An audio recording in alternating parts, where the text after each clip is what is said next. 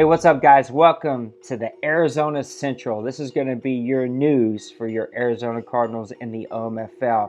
I was inspired by Maniac and what he's doing with the Steelers and the Eagles with their team highlights. So, instead of writing an article, I'm going to go ahead and post some videos and talk about my team. It's been a couple of weeks since I've been able to get some material out there about my Arizona Cardinals. Games have been fast and furious, and this has been a whirlwind of a season full of ups and downs, especially for my team. But I'm going to take a look at the Arizona Cardinals and show you what's up as my team gets ready to hopefully make it into the playoffs. First, let me just say that this year has been one of those crazy seasons in the NFC. I'm sitting at 11-4, and yet my team is still fighting for their playoff lives because every team that's going to make the playoffs will be a double-digit win team. It has been just absolutely crazy.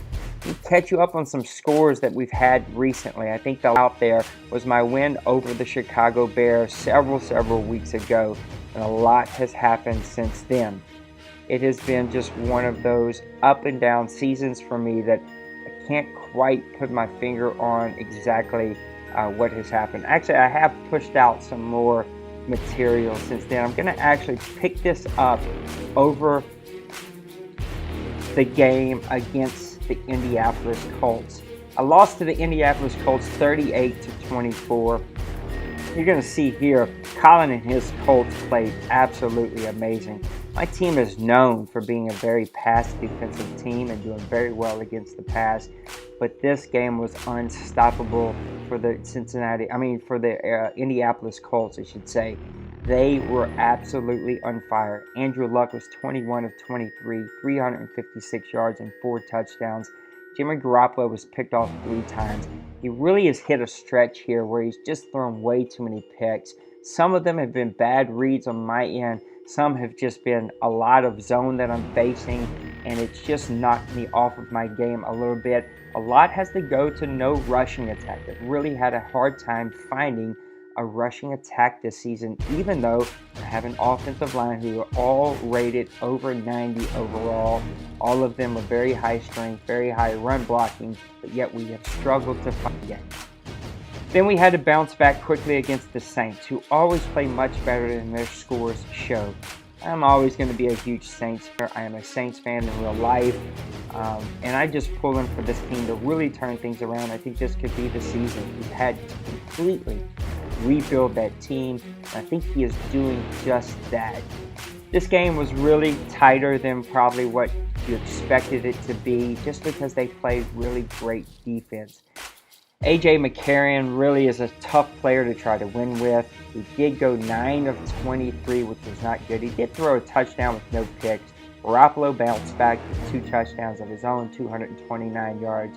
Again, Johnson, 21 carries for 60 yards is just not acceptable. Grant had 5 for 31 to kind of help make up a little bit of that difference. Saints team just struggles with finding a running attack in a rushing game, but I think they're going to turn to Marshall this offseason and really build him up. I have told Chaotic a million times, get the ball in Brandon Cook's hands at least 10 to 12 times a game, in screens, in reverses, in pass plays, whatever way he can possibly. He feels like he's cheesing a little bit with him, but he is his playmaker and he needs to turn to him more often. For me, J.J. Nelson really made some nice plays here. Also, Archibald, my rookie tight end, was able to make some nice grabs. But overall, I just struggled to find my groove, and the Saints were able to keep it really close. What helped me was the pressure that I was able to get on A.J. McCarron. I did come away with 3 sacks and 1 forced fumble from Gooden, and that was able to get me the victory 20-7 over the Saints.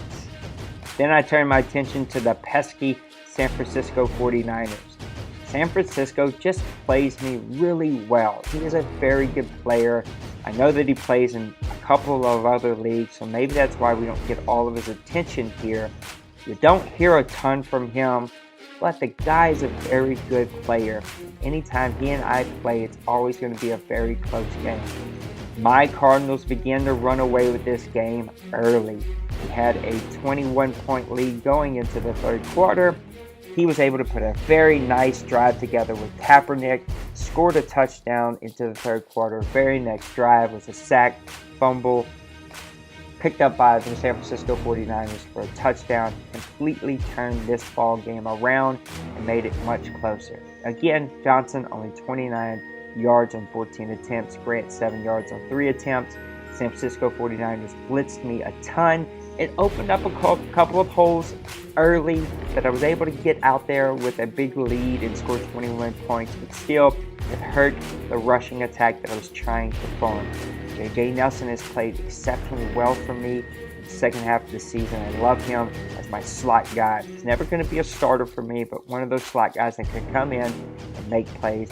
Archibald, I had a great grab for 19 yards, 10 yards, I should say, with a touchdown. It was just a great grab between two linebackers that were covering him. It was a big touchdown for me to go up. Again, not a ton of pressure. Gooden and Smart did get some sacks on the day, and Evans and Lewis were able to get some interceptions, and that was a big victory for me because the San Francisco 49ers could have easily won that game and ended my playoff run. Then I had the Houston Texans. Now, Houston and Massimo are still trying to figure out life with a new baby in town, but this guy's a much better player again than his stats and his record show. This was actually a really good game from the Cardinals where I played exceptionally well, but still Garoppolo's turning the ball over too many times. There were another 2 interceptions and only 144 passing yards. David Johnson had 19 carries, 161 yards with a big, long 64-yard touchdown late in that game to kind of seal the victory and put the game away. Defense did play well and shut down their running attack, but it was nice to have a running attack of my own finally, as Johnson was able to find some holes. Not a lot of passing to talk about. Floyd, who's had the best season for me of any wide receiver, has played well. He had 5 receptions for 44 yards. Those Houston Texans run to the ball, they tackle you hard, and you're not going to get a lot of yak after playing them.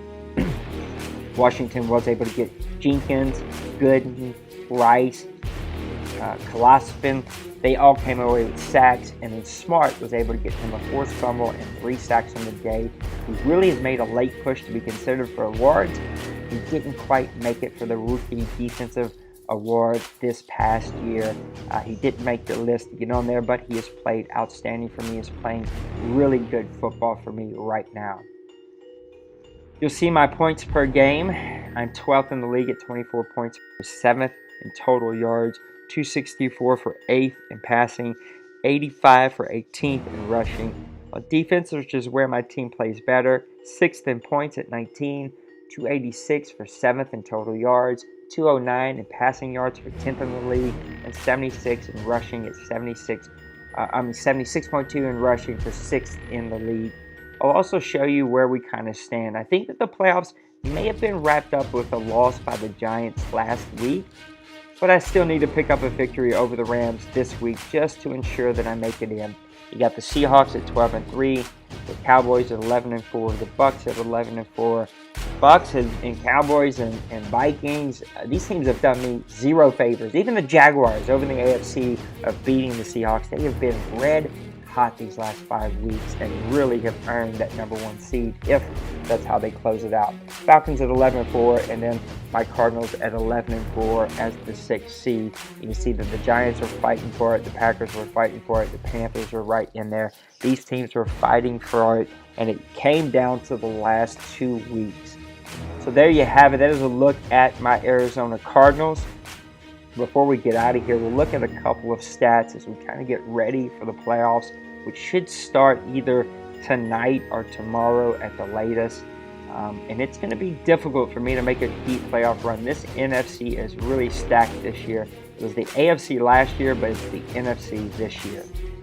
Jimmy Garoppolo has played well for me, but like I said, the last 5 weeks, me and him have been making some terrible decisions.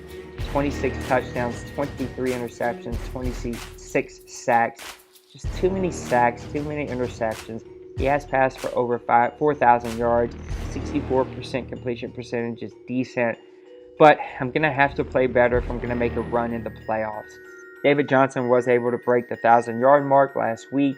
231 for 1,001 yards, a 4.3 average, 13 touchdowns. Grant has 206. Dantzler, the rookie, has 94. But this really is about Johnson and that offensive line and what kind of holes they can open up. Receivers over 1,000 yards. Both Floyd and Brown have played exceptional for me. Brown is the big play guy, over 1,000 yards, 17.8 average, 6 touchdowns. He has had 7 drops though. Floyd has played amazing for me.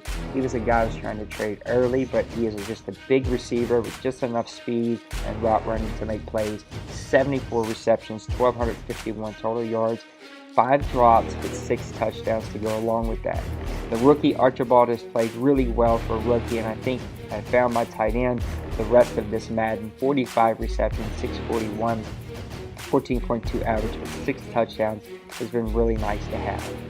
On defense, I don't really have any superstars. Though if you look at the roster, you would think that Peterson and Matthew would be those 2 superstars, but they just have not played up to par this year.